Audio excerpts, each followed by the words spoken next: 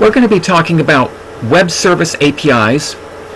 Now, web services are kind of a pinnacle of web technology and understanding to be using them.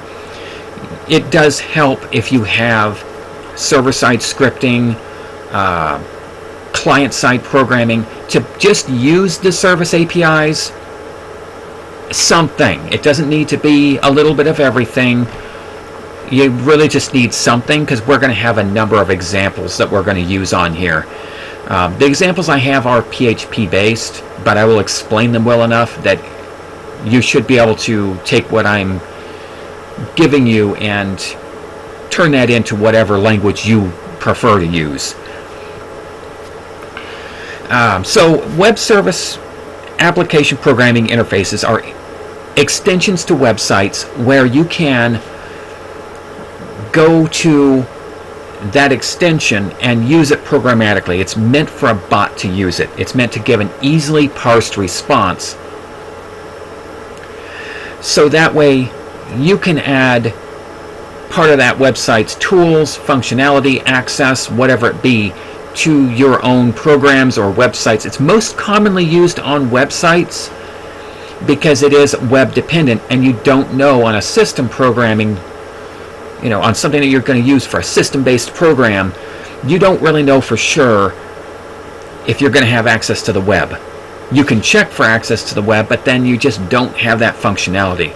That's why libraries are usually installed for system-based programs, but these are freely used on web technologies. But these can be used for system-based programs, as I will demonstrate with one of my examples.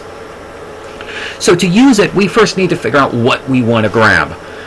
You're not going to be able to grab my example because it's one that's done on my own computer here, on my own server, on my own computer, and it's not really on the internet. It's just done for an example, but it gives the examples that we need to learn the process. We need to find the documentation for that web service. Every web service that is accessible to the public, that they want it to be accessed by everybody, should have very good detailed documentation. They're wrong if they don't create that. So we're going to take a look at my example API's documentation. And here we can see it should have, what is it? Descriptions, so that way I don't have to get into all the technical stuff and find out what this is. I should be able to have a general idea right up front. What am I getting into with this? And that way I can see, oh yes, this is what I want to do. I want to add 2 or 3 numbers and get my total from those. Awesome. Probably if you're accessing a web service, you're doing a lot more than that, but hey, it makes a good example for our thing here. All right. Now we're going to take a look here. We need to know where to call it. Where is this node? It's on my local computer, and it's W service PHP right off my root. That's where my script is going to be. That's going to be this web service. What type of request do I need to form? What format do I need to send the data to it in? It can take GET or POST. This is the MVP version for GET, and this is MVP, which is name value pair. So we're going to be sending a name equals a value ampersand, name equals a value ampersand, that type of thing to it. So variable name, we'll see it on examples later on. Now variables, let's take a look here. So we have all of the variables. That should also be in our documentation.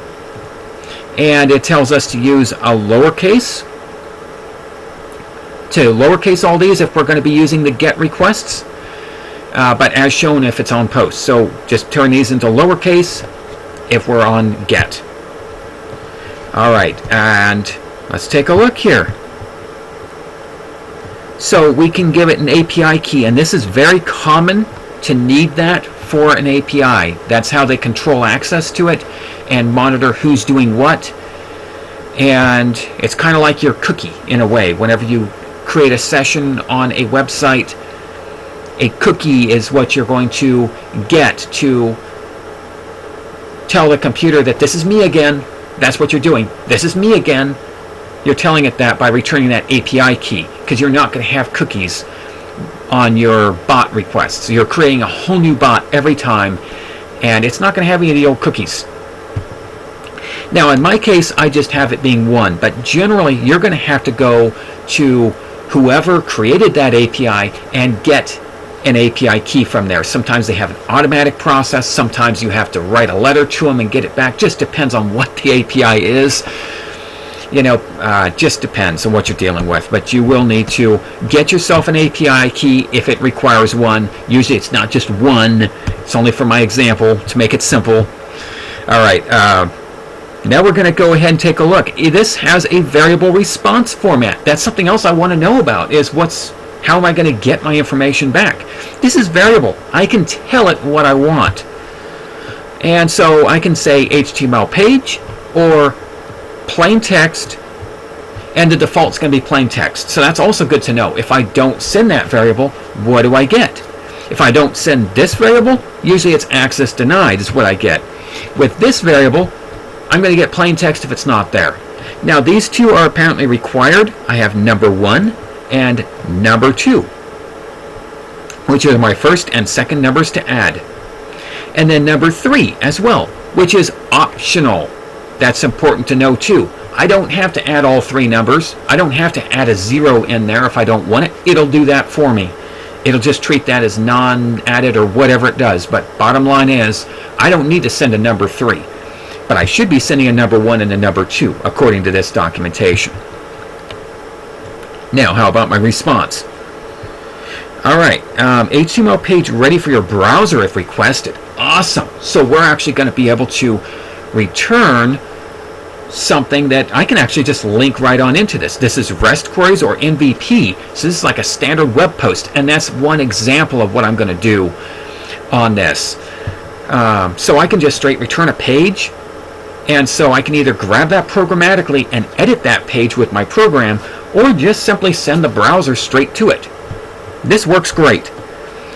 Otherwise, plain text response, starting with, and I have like a little leader on here, a lead to start this that says, if it's a plus, then that means it's a good response. Nothing went wrong. It's what we're expecting. But a minus means an error. So we will have minus an error message, or plus is a good response. And also, if you're able to get the response codes and stuff like that, there's usually clues in there for that. But on our examples, we're not really going into doing that for this. So this is going to be real pretty basic here, all right? We want to keep that documentation hand in hand while we're working with our web service. So in this case, I'm writing a basic HTML page, and the main thing that I really need to know about on here is in here. I am using a basic form because it said it returns an output. So I'm going to link right to it. My action's going to go right to that script, and I'm going to post to it. In this case, I'm using the post API and the post format, and in this case, remember, we have to use our proper casing, and we're just going to put our API key in here, our response format as hidden. These are both hidden variables in the page, and we've got all 3 numbers that we can stack up in here. So that's where we get all 5 of our variables that we need to send. That's 5 variables, 5 variables, and it's going to submit. So that way it's going to be sent to the web service API as those 5 variables. It's going to run. It's going to have everything it needs. It has the API key to identify the API request. It's going to have the response format request being the HTML page. That way I'm not just trying to get a plain text page, which it would give me otherwise. I've got those 2 in there, and I've got my numbers I'm adding. The browser will form my request I need. So let's take a look and see what that looks like if I have that done on a page. So yeah, what happens whenever I say 1, 2, and 3? Wow, it returns me a page. This is the response, what I'm looking at for that web service. And like I said, I could grab this programmatically using text, and that's what we're going to do next. So let's take a look and see what this looks like whenever I go and take this and turn it into a client-side PHP program for the command line interface. So we've got two examples on here on how we're actually going to grab this web service. One of them is using the GET request, and the other one is using POST. Do you remember I told you POST is a little bit more of a pain? P for pain, POST, pain. All right? GET is far easier. And here we're going to have that example where we have two different ways to call that exact same API, get the exact same responses, and yeah, we're going to take a look at this. Alright, so what happens in our program here, we create two functions is what we do, and each one, so that way I can choose whichever one I'm going to use. I can test out both methods to be able to call that. Web service down by. If I wanted to, I can just use whichever method I wanted. And here I am. This is where my program really kind of starts, is down here. It's going to do this. And it's going to assign the response data variable to the return of whatever function I decided to call. In this case, I have it set to POST. And I'm returning both of my command line arguments. This is only going to use 2, so I'm using the fact that I have the optional third number to not be on here. So I'm adding up 2 different numbers, and that's where I'm at on here, is I've got 2 different numbers. That's returned. So what happens up here on my functions? If I'm using just the PHP's command, one-line command, get file contents. But they're both very different. Because in the standard get file contents, it's going to use the get request by default. I can call web URLs with the get file contents, and that's what I'm doing. I'm just getting the response body in as a string with that function. And right here I'm calling, that's my website address. I called it by IP address on here. But this is my address to my API. I have my API key added on into here, so you can see this name, value, name, value. And here I've already URL'd and encoded it, so it just makes it that much easier to work with that plus, because if I had added a space on there, that would not be good. I need to make sure that I have that URL encoded. And I can also use URL encoding functions if I so choose, as I did down here. So I just go across here and I just shove it all right in there. It's in the question mark right after the URL. If you ever see that question mark, that's query string that follows that. And so this is all the query string that's coming into here, and I just throw all my variables in there as name values. That's how easy it is. Just said go get that file. But if I'm getting with POST, I'm not adding all of this on the end of there. Instead, it goes down in the request body. So why would I want to do that if it's so much harder to do? Security is better, and I can also add more of a length to what I'm sending to the service. Get is requested to a certain amount of length, and POST can be very long. Very long on POST. So if you have large file uploads as a part of it, you're trying to send a file in for processing, something like that, there you go. Use POST for that. But if you're just trying to tinker with, adding numbers, seriously, don't even make it to where it takes post. It's only because I'm creating a video to show you that I'm doing that. Now, what did I do on here? We now have, we need to create a context on here. And that's going to have information for our HTTP request, and regardless of whether or not this is HTTPS or HTTP, we need that to just be HTTP right here, because that's the base protocol what we're looking for. So for HTTP, creating context for that, and we are creating headers in here, our request method, and any of our content needs to be added. So we're throwing an array inside of an array. This stream create takes an array, and inside there we have an array. That array is going to be with a key of HTTP, and it will hold an additional array. And in here we need to add, we need to tell it that we are calling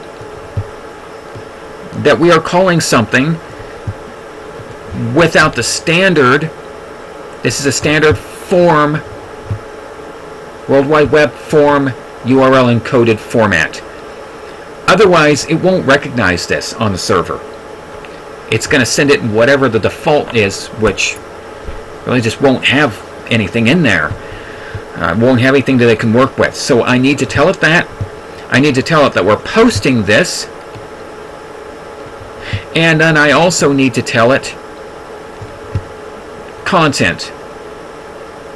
And this is our name value pairs that we have. All of our name value pairs are in here. So API key, response type, or response format, and our numbers. They're all in here now. And if you wanted to mix this up and put some of it as get, if for some reason they say, hey, this needs to be a get variable and this needs to be a post variable on the server, then you could put, with this post request, it would have to be a post request like this, but you could add to this the get variables just like we did up here. But that will then be used to create the post request and return its response, and we're returning that straight on out of the function. So that will become what's in response data. So you need to create an HTTP request formatted from your application, whatever application you're using. Look up, see whatever your HTTP libraries are for the language that you're using. And some of them are super simple. PHP is one of the simplest with the one-liner. A lot of them are 4 and 5. Usually they're less than a dozen lines for get. And for post, that depends. It may be a few dozen, just depends on your language and depends on your libraries that you choose to use. But get is, I've always seen it, it's always easier to use get. I've never seen a difference where it's easier to use post. So we have our response data, that's the bottom line. And now we're going to check to make sure it's long enough to be valid. It's got to be 2 or better, because we know we're going to get at least a 0 back or better. So we need to know what that is. So we threw both the command line arguments and got our response back from the server, and we're going to get our response data. And remember, we have our trailing code that's either a plus or a minus depending on whether or not we like our response or not. If it's sending something we know we don't want to see, it's going to use a minus to say this is going to be negative for you, sorry. So we're going to check for that. We are now going to split and take the first portion, that first character, and find out what that is. That's going to be our response code, and then everything after that is going to be our response text. And if it's a minus, then we will handle that as whatever error we need to. In this case, I'm just going to put error before my text. But otherwise, too, if this is not long enough, it's going to say unknown error. But I'm going to output my response, whatever it be. So let's try and run this and just kind of see how this works. So we're going to add 1 and 1, right? Here we're calling our PHP interpreter. This is the file that we were just looking at on there, WS client. And these are both of our command line arguments. It returns us a perfect 2. We received a text back from that server that was a plus and a 2 together, just plus 2. And we used that plus to say, this is good, we're just going to output it as is. This is not an error. And took that 2, sent it to my output, gave me a line drop, and ended the program. So that can work the same way. If we're going to use the get, we would just change functions. And then we can do the same thing, and we can add 2 and 2 together, and we get that. What's happening on here is we have a URL request on the get. It would be the exact same thing. In fact, actually, we are going to demonstrate that with the browser, what we're dealing with. So that way we can see. We shove that in the browser, and of course we have to change over our encoding on this. But if we say 1 and 1 in here, that is what my program is sending to the server. This exact text. And my server is programmed to not return a whole page, but to return that basic data. So that way that's easy to parse by whatever programming language I'm going to use. Thank you for watching.